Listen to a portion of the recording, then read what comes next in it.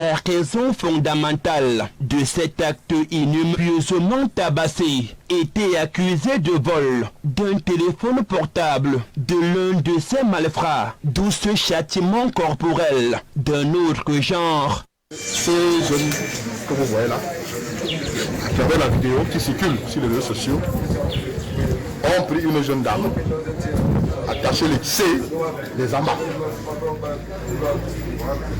Malheureusement pour eux, la bravoure des forces de maintien de l'ordre a permis qu'on mette main sur eux. C'est tous ces jeunes qui le voient. Il y a même un repris de justice. Après avoir retracé le film de cette tentative d'assassinat, les nommés Congo Samuel, 39 ans, Teba Pride, 24 ans, Anzo Ratex, 23 ans, Tanguy Henry, 30 ans, et Nouké Romeo, 17 ans, ont été présentés à la presse et aux populations ce mercredi 19 août 2020 par les autorités administratives du département de la Mémé dans la région du sud-ouest Cameroun. Aujourd'hui, ils sont comme des poules mouillées. Ils font pitié. Alors que hier, c'est eux qui étaient les bourreaux de la jeune fille. Je saisis cette occasion pour vraiment étendre mon appréciation vis-à-vis de mes collaborateurs FMO pour le travail abattu. Je félicite également les populations pour leur franche et sincère collaboration. Parce que de jour en jour, ces populations continuent à avoir confiance aux autorités locales pour qu'ensemble, on puisse éradiquer l'insécurité dans nos zones de compétence. Occasion pour le préfet de la Mémé de mettre en garde non seulement les combattants sécessionnistes qui sèment panique et terreur dans son unité de compétence, mais aussi les riverains complices de ces meurtres. Et je vais finir par dire qu'à partir d'aujourd'hui, ceux qui vivent à l'intérieur du département de la Mémé que moi je dirige, on tue quelqu'un à côté de toi sans que la population environnante réagisse. En venant faire le constat, je donne instruction à ce jour au téléphone d'interpeller tous les voisins. Parce qu'aujourd'hui, c'est toi qu'on tue, demain, ça peut être moi. Il est donc question que les populations voisines environnantes contribuent à sauver les vies humaines. J'y veillerai, moi-même, avec mes forces, et nous allons faire en sorte que Kumba continue à être un endroit où il fait bon vivre. Ils ont une porte de sortie, c'est laquelle c'est de rejoindre les DDR. Le chef d'État a dit que ceux qui demandent pardon et qui veulent se reconvertir, qu'on les accueille. C'est ce que nous sommes en train de faire depuis. On les encourage à déposer les armes et à suivre le chemin de la vérité, le chemin de la paix. Mais ceux qui ne vont refuser de le faire, je vais les chasser jusqu'au délai de retranchement. La jeune Cindy, qui a été sauvée de justesse, est actuellement sous soins intensifs dans un centre hospitalier de La Place. Rappelons que cette tentative d'assassinat intervient quelques jours seulement après la décapitation d'une jeune dame à Mouyouka, dont la vidéo a choqué l'opinion nationale et internationale. Et ses bourreaux courent toujours.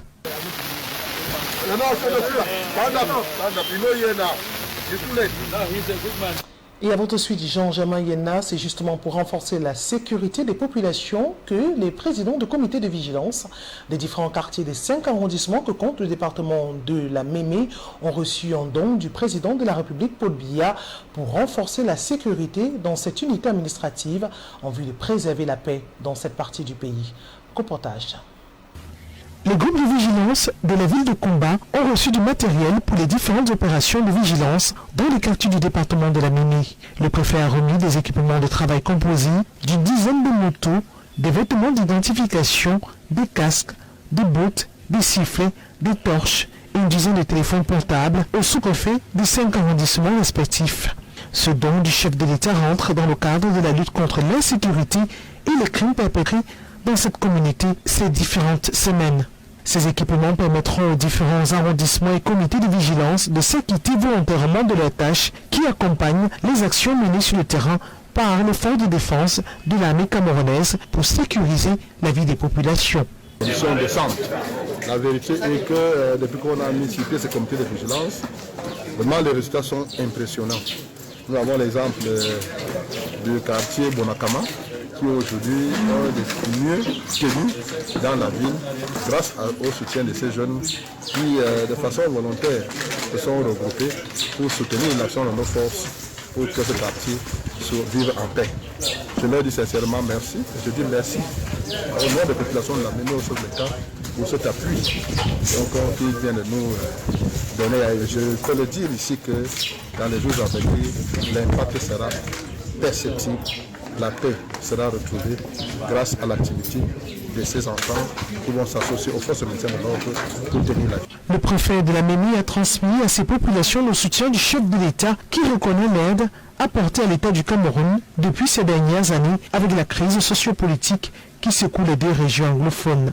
Et c'est la première fois que le président de la République, Paul Biya, opère une telle action dans cette unité administrative. Le dernier don, composé d'une ambulance médicalisée et du matériel médical à l'hôpital du district de Kumba, rentré dans le cadre de la lutte contre le coronavirus, la pandémie. Et après plusieurs meurtres perpétrés et orchestrés dans la région du sud-ouest et nord-ouest Cameroun, filmés et diffusés sur les réseaux sociaux, des vidéos devenues virales, le ministre Paul Atangandi, ministre de l'administration territoriale, a décidé de limiter la commercialisation des armes blanches et l'utilisation de la machette, désormais par avis préfectoral, une décision répressive qui vise à limiter la montée de la criminalité dans ces parties anglophones du Cameroun. Patrice Ngouagnan. Le ministre de l'administration territoriale, Paul Atangandi, dans une correspondance envoyée au gouverneur des deux régions anglophones du Cameroun, restreint la vente et l'utilisation des armes blanches dans les régions du nord-ouest et du sud-ouest. On peut donc lire « Mon attention a été attirée depuis un certain temps sur le fait que les terroristes décapitent des honnêtes citoyens avec des machettes et utilisent le fer de diamètre 6, 8 et 10 pour la fabrication des engins explosifs et comme munitions pour les armes artisanales. » Le ministre commande aussi aux autorités administratives les mesures conservatoires en vigueur pendant 4 mois, éventuellement renouvelables.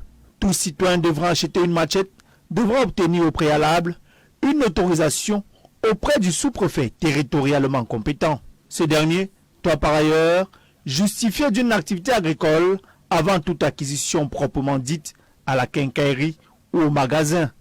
Le vendeur devra identifier l'acheteur, retenir son numéro de téléphone, la situation de son domicile. Aucun achat ne devra se faire sans présentation de la carte nationale d'identité. L'achat du fer à béton de diamètre 6, 8 et 10 est soumis aux mêmes conditions d'autorisation et d'identification. Le vendeur devra s'assurer que l'acheteur dispose effectivement d'un chantier en cours avec permis de bâtir. Les magasins et les quincailleries devront conserver les copies de carte nationale d'identité, les numéros de téléphone, l'adresse des acheteurs ou toute autre coordonnée utile. Les gouverneurs sont instruits de recenser toutes les quincailleries et magasins de leur unité administrative, les stocks de machettes, des haches et de fer disponibles. Il est évident que les personnes n'ayant pas de chantier de construction avec permis de bâtir, mais qui acquièrent du fer à béton, sont des suspects ou de potentiels terroristes, affirme le MINAT. Il ajoute, les personnes ne disposant pas de plantation, de champs ou de boucherie, mais qui achètent une quantité importante de machettes ou de haches, sont de potentiels terroristes et méritent de ce fait d'être suivis. Et cette mesure du ministre Paul Atangandi qui vise à limiter la circulation et la commercialisation de ces armes blanches peut être facile et permettre aux sécessionnistes d'arrêter ces actes odieux dans cette partie du pays, mais difficile aussi dans son application quand on sait que ces zones sont des zones d'agriculture. Ce sont des propos recueillis par notre reporter sur le terrain, Jean-Marie Onambélé. Le ministre Paul Atangandi a décidé plus de machettes et d'armes blanches dans les régions du nord-ouest et du sud-ouest sans que le potentiel propriétaire ne montre pas de blanche. Une mesure de l'avis de certains observateurs qui va apporter un peu plus de sécurité. Ça permet que les gens sachent que c'est un pays en guerre. Nous sommes dans une période de guerre au nord-ouest et au sud-ouest. Et il faut prendre des mesures idoines pour sécuriser le reste des populations qui n'ont pas encore été blessées ou qui n'ont pas été attaquées. Donc, à première vue, les gens prennent ça comme si c'était la dictature ou autre chose, mais en réalité, à bien y réfléchir, il faut quand même prendre des mesures pour que les gens se sentent en sécurité dans ces zones. Donc, pour un homme politique averti, c'est une bonne chose de réguler un peu la circulation des armes blanches, parce que les armes blanches, vous avez vu, on a des grands décapits avec tant que des armes à feu. Pour d'autres citoyens, cette mesure n'apportera aucune solution et sera même difficile dans sa mise en œuvre. L'administration de le ministre Ntangandji, c'est totalement injuste parce que s'il doit falloir interdire comme ça, ce qu'il doit falloir interdire aussi les couteaux et les fourchettes dans toutes les maisons, il doit falloir qu'il y en ait dans toutes les maisons, pas seulement avec les machettes et les ploches et les raches qu'on tue les gens. Ça ne peut rien résoudre puisque ces machettes qui demandent l'autorisation que ça soit délibéré par eux, ces machettes ne sont pas ni numérotées, ni je ne sais pas. Ces matières sont ni numérotées, rien n'indique que bon, c'est une matière qu'on a payé tel jour.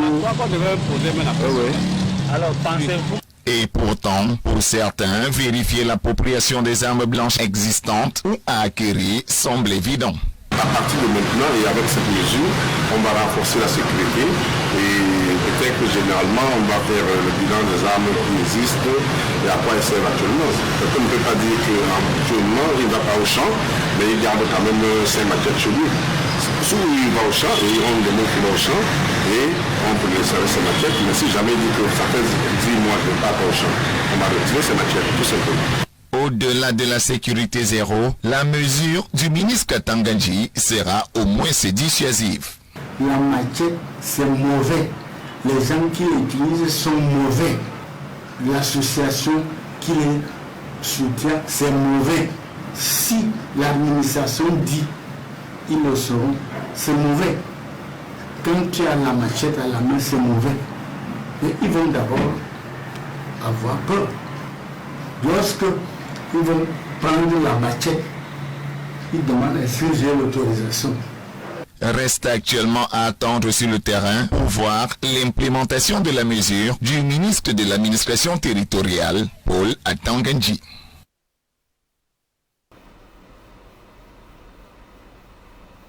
Et la sécurité qui n'est plus désormais le cheval de bataille des régions du nord-ouest et sud-ouest du Cameroun à Yaoundé après l'explosion de plusieurs bombes artisanales.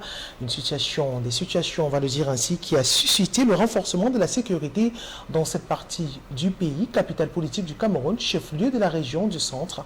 On parle des campagnes de sensibilisation, des fouilles systématiques qui sont faites dans les bus et c'est le secteur des transports qui est touché par cette situation, comme le constatent nos reporters depuis la ville de Yaoundé, Jean-Oscar Libok et Mohamed Sombadou. Yaoundé connaît depuis quelques mois des explosions de bombes artisanales qui jusqu'ici n'ont fait que quelques victimes, des blessés en somme. Mais la frayeur et la panique commencent à se faire ressentir dans les lieux publics. Cette situation a amené certains responsables syndicaux du secteur à revoir les mesures de sécurité auprès de leurs syndiqués et usagers. Nous avons même déjà des messages que nous avons tirés pour coller sur les motos de nos camarades avec les différents numéros pour interpeller déjà les pouvoirs publics et certains services de renseignement pour les actes suspects. Dans l'autre jour, nous étions sur le terrain pour déjà sensibiliser nos membres. Jouer son rôle de citoyen pour la préservation de la paix dans notre pays en dénonçant tous les actes de suspects dans leur milieu auprès des autorités compétentes. Donc, et aux transporteurs qui sachent que tout passe par nous, tout passe par le véhicule. Donc vigilance, nous devons être vigilants pour que l'émergence, parce que s'il n'y a pas de paix, il n'y a pas d'émergence. Et l'émergence passe par le transport. Sans un transport paisible, il n'y a pas d'émergence. Ces derniers ont pris la peine d'analyser la situation, la condamnent avec la dernière énergie. Nous devons tous contribuer à ce que ces actes de barbarie cessent. Chacun, là où il peut se retrouver, qu'il puisse, en tant que citoyen, jouer son rôle de citoyen pour la paix. C'est regrettable dans un pays comme la nôtre et aussi dans une capitale, que certaines personnes de mauvaise foi qui veulent éteindre l'image du Cameroun, les conducteurs de moto-taximan. Par ma voix, nous condamnons fermement cet acte que les gens sont en train de poser. Il est aussi à noter que les bombes artisanales qui sont de temps à autre déposées dans les lieux à concentration humaine a jusqu'ici le mérite de créer frayeur. Il n'en demeure pas moins de demander à chacun vigilance. Il est temps que le gouvernement et les conducteurs de moto-taximan s'asseyent et pour mettre déjà une synergie pour lutter contre ces gens qui veulent tenir l'image. À présent, intéressons-nous à une journée particulière. Nous vous l'annoncions d'ailleurs en titre. Il s'agit de la Journée mondiale de la photographie. Et le Cameroun s'est joint à la communauté internationale ce 19 août pour célébrer cette journée. Question pour nous de s'interroger sur ce métier qui a traversé le temps et les époques. Tentative de réponse dans ce reportage que nous propose Obola Bon sur l'application, mais surtout le vivre ensemble de ces photographes à travers le monde et le Cameroun. Pourquoi ces échos dissonants dans le domaine des transporteurs? Les syndicalistes Patrick Samen, avec une petite poignée de ses acolytes, se sont réunis lundi dernier face au siège de la Confédération syndicale des travailleurs du Cameroun au quartier Messa à Yaoundé. Ils clament haut et fort des raisons ci-après. Un chauffeur de taxi a fait l'accident avec le véhicule d'un adjudant de l'armée. On a arrêté et le chauffeur et le véhicule, on l'a tabassé, on l'a jeté en cellule au Sémil. Son patron est arrivé, on a tapé le patron aussi, on a mis en cellule. Aujourd'hui était la journée de lancement de la grève générale, la grève piquée, la grève de sit-in sur toute l'étendue du territoire. Demain, à Yaoundé, à Douala, à Bafoussam, partout dans le pays, on va défiler avec le cercueil du taximène. Pourquoi le mot d'ordre de grève lancé n'a pas eu un écho favorable auprès des chauffeurs de taxi? L'éclairage de Prosper Estumba, président par intérim de la CSTC. Or, la grève vient en dernier ressort. Il y a d'abord des recours. Ces recours-là n'ont pas été exploités par ceux-là qui appelaient les transporteurs à la grève le lundi 17. Dès lors que nous autres, moi particulièrement, nous avions été au courant, nous avions saisi qui de droit pour lui faire battre de cette situation-là le colonel Mbankui de la CEMIL, qui, dès lors qu'il a été au courant, il a reconnu lui-même déjà les abus que ces éléments ont posés sur le chauffeur de taxi. Et dans le dialogue, nous avions enfin fait libérer le véhicule. Pourtant, peu avant leur coup de théâtre au siège de la CSTC, les tractations menées par Prosper Estumba ont abouti à la libération du taximan abusivement incarcéré et dédommagé à concurrent de 500 000 francs. C'était alors samedi dernier. Et tout doit passer par le dialogue.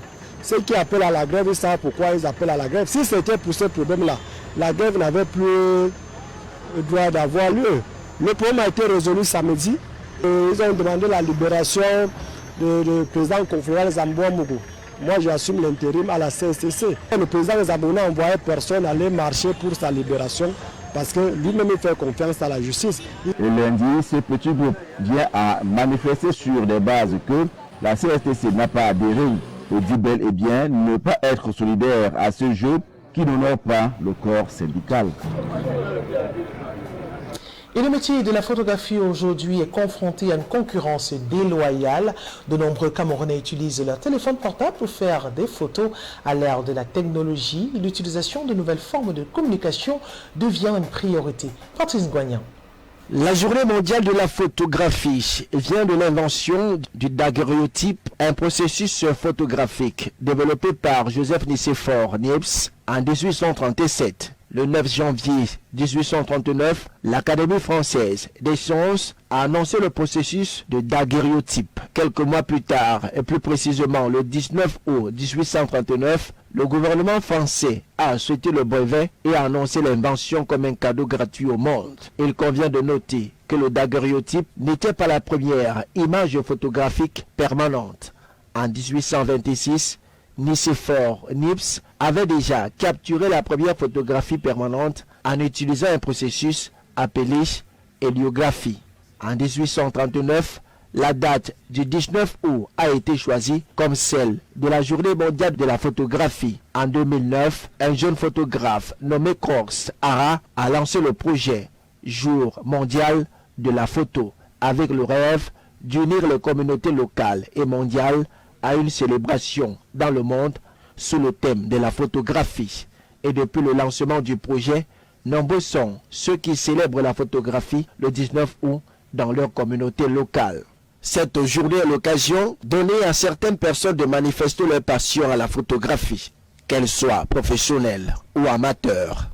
La photographie est une invention qui a révolutionné la façon de voir le monde, tant qu'il est vrai qu'aujourd'hui, il est possible de partager des photos souvenirs à travers le monde en quelques secondes. Et le Cameroun qui se joint donc à la communauté internationale pour célébrer cette journée de la photographie 19 août 2020. Question pour la rédaction d'LTM Télévision de s'interroger sur l'exercice même de ce métier dans les rues de Douala qui se meurent. De plus en plus, on constate que les studios de photos ferment et la priorité aux téléphones portables qui deviennent les nouvelles stars des jeunes populations. Reportage. Akane Style est photographe résident à Douala. Il exerce son art depuis de nombreuses années.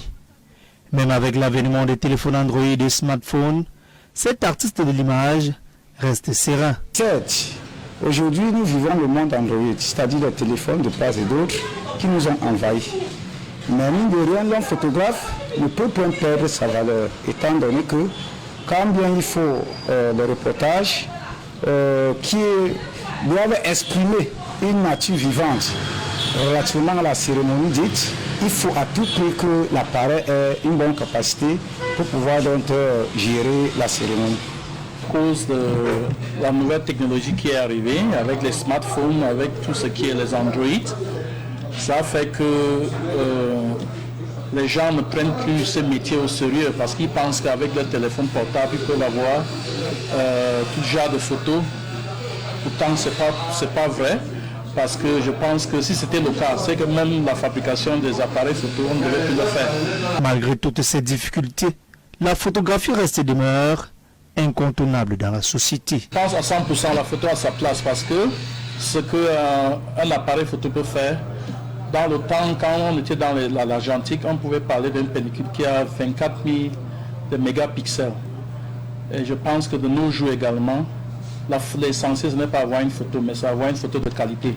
Et je pense que ceux qui en savent, ils vont toujours concourir vers nous pour avoir des photos de bonne qualité. Des brebis galeuses foisonnent également au sein de la coopération des photographes aux grandes dames des professionnels du secteur. Mais sinon, nous continuons à croire qu'un jour, il verra notre combat, parce que notre combat, c'est de combattre effectivement ceux brebis galeux qui sont dans notre métier.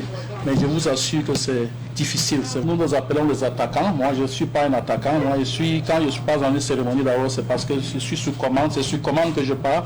Mais sinon, pour eux, je pense que c'est un père. Et aussi, c'est compréhensible parce que vous ne pouvez pas faire une photo à quelqu'un qui ne vous a pas demandé, vous l'obligez à payer. S'il ne paye pas, je pense que c'est un père pour vous.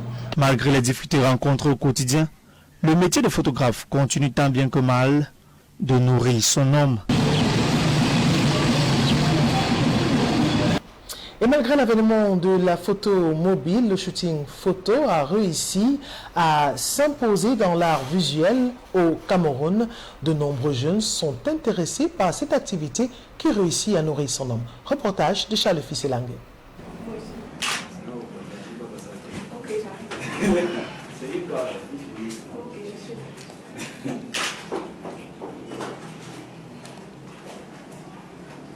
La photographie comme le monde évolue en fonction du temps et des générations. On l'aura compris, on est bien loin des années 1861 où Thomas Sulton réalisait la première photo couleur. Au XXIe siècle au Cameroun, en dehors des photographes classiques, une nouvelle génération fait son bonhomme de chemin dans le domaine de la photographie avec un matériel un peu plus sophistiqué. Ils font des shootings ou encore des covers pour des artistes mais plus des acteurs de la mode. Une véritable industrie qui allie la photo, l'art visuel et l'infographie. C'est le cas de ce studio visiblement bien couru et sollicité par les acteurs du showbiz, tous des jeunes, chacun est voué à sa tâche et intervient à un moment bien précis du processus de la photo et de la transformation du modèle. Oui, en fait moi j'interviens avant la photo parce que le but c'est de venir arranger, embellir son visage pour que ça soit plus ressorti dans la photo, essayer de cacher certaines imperfections afin que le résultat soit vraiment propre. C'est vrai que la photographie viendra embellir, mais le make-up avant a aussi son rôle. Et puis le mien de rôle c'est de m'assurer qu'il n'y ait plus rien de négatif. Que ce soit bouton, que ce soit peut-être ceci qui est plus froissé, il ne doit pas avoir ça.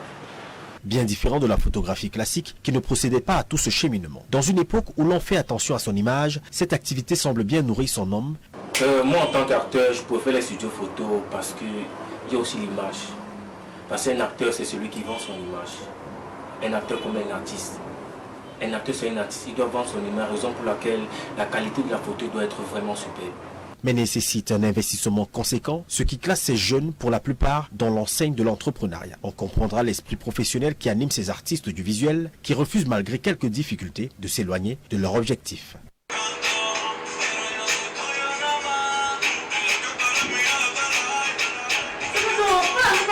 La photo,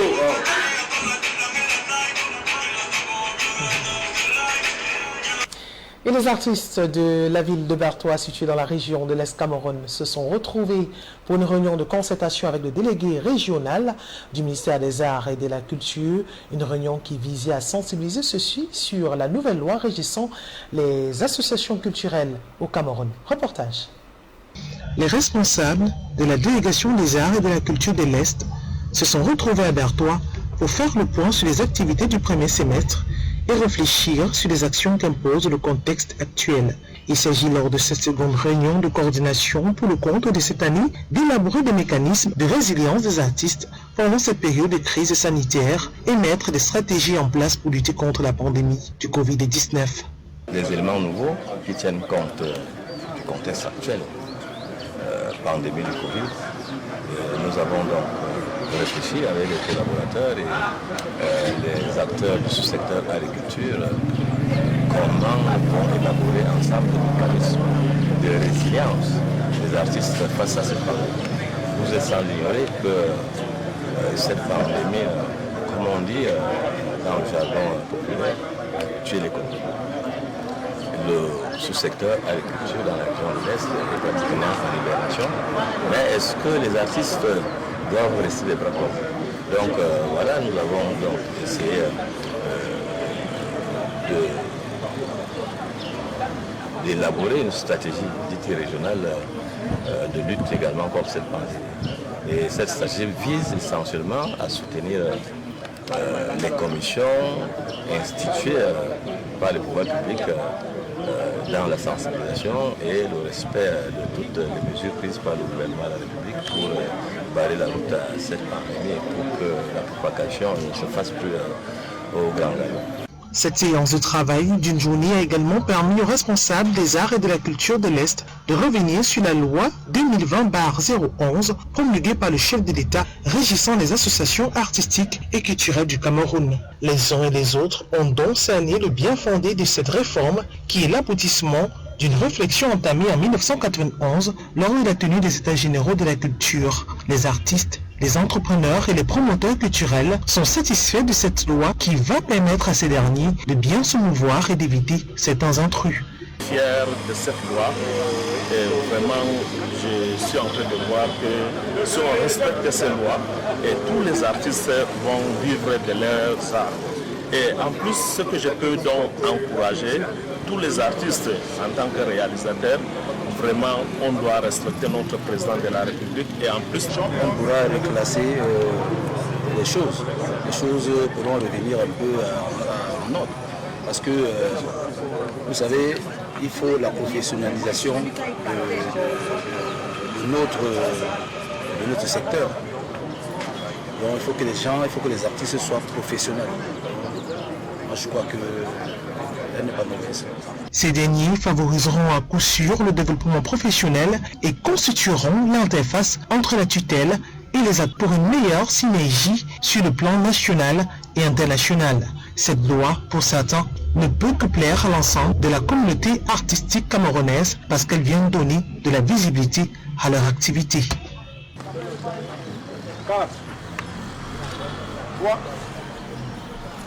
Et les cultivateurs de Sanchou, ville située dans le département de la Ménois dans la région de l'Ouest Cameroun, souffrent le martyre pour écouler leurs produits agricoles. Pourtant, ville essentiellement agricole, les seigneurs de la terre ont du mal à transporter leurs différentes cultures pour les grandes surfaces commerciales. Il faut s'armer beaucoup de courage pour braver la mauvaise qualité de la route entre récoltes peu productive et la place du marché. C'est un reportage que nous propose Jean Jamayetna. C'est un véritable parcours du combattant, partant du village et Soukou pour le grand marché de ravitaillement de Sanchou dans le département de la Ménois, région de l'Ouest Cameroun. Pour une distance de moins de 10 km, les cultivateurs de Sanchou sont contraints de débourser la somme de 3 000 francs CFA, voire plus, en cette saison des pluies, par voie de mototaxi spécialisé du coin, pour sortir les produits de leur dur labeur vers la place du marché.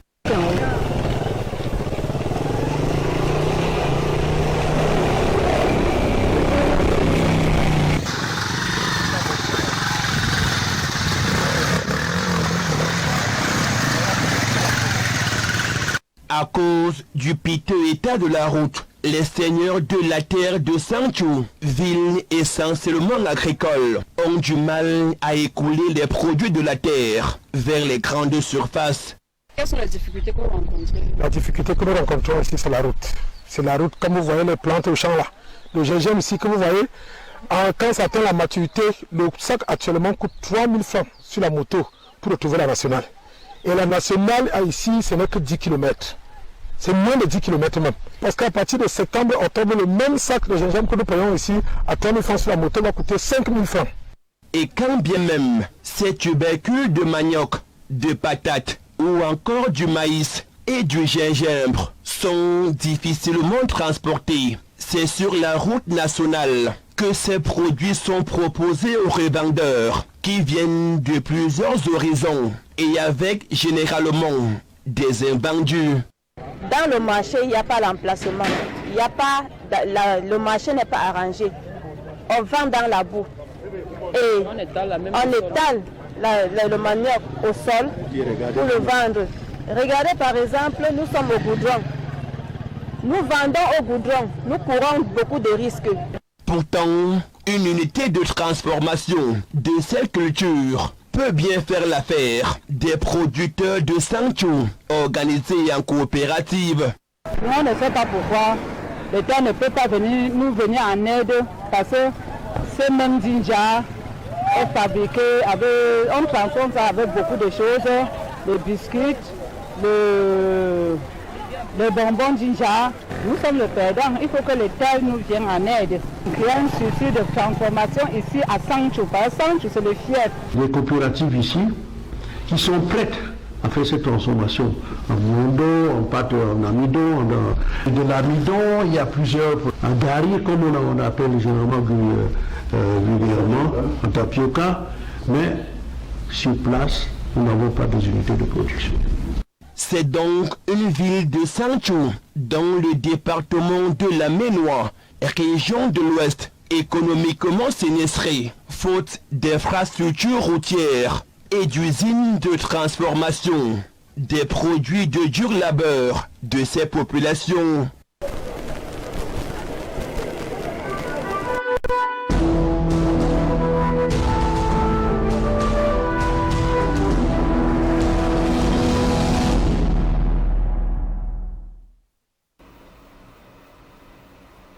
Relation désormais tendue et incertaine entre le Mali et la France après le coup d'État du président malien Boubacar Keïta Ibrahim.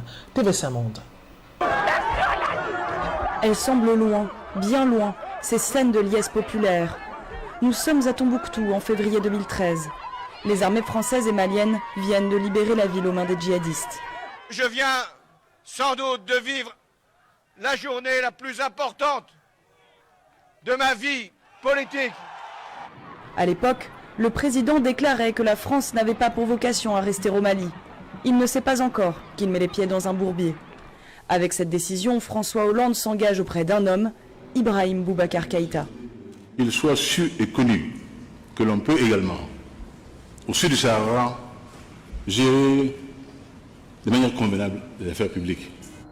Mais la situation se dégrade, en même temps que les missions s'enchaînent. Serval, Épervier, Barkhane et puis la force conjointe du G5 Sahel, appuyée, encore une fois, par la France. Sur le terrain, pourtant, les conflits communautaires augmentent, les exactions et attentats contre la population civile se multiplient. La stratégie du président malien est un échec.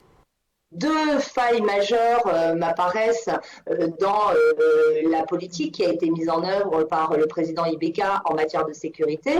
Tout d'abord, son échec à avoir empêché les détournements massifs des budgets de la défense. Et d'autre part, le deuxième point, c'est l'échec de sa stratégie ayant consisté à s'allier soit avec certains groupes rebelles, soit avec des milices communautarisées ou des groupes d'autodéfense pour combattre l'insécurité et pour combattre certains groupes terroristes.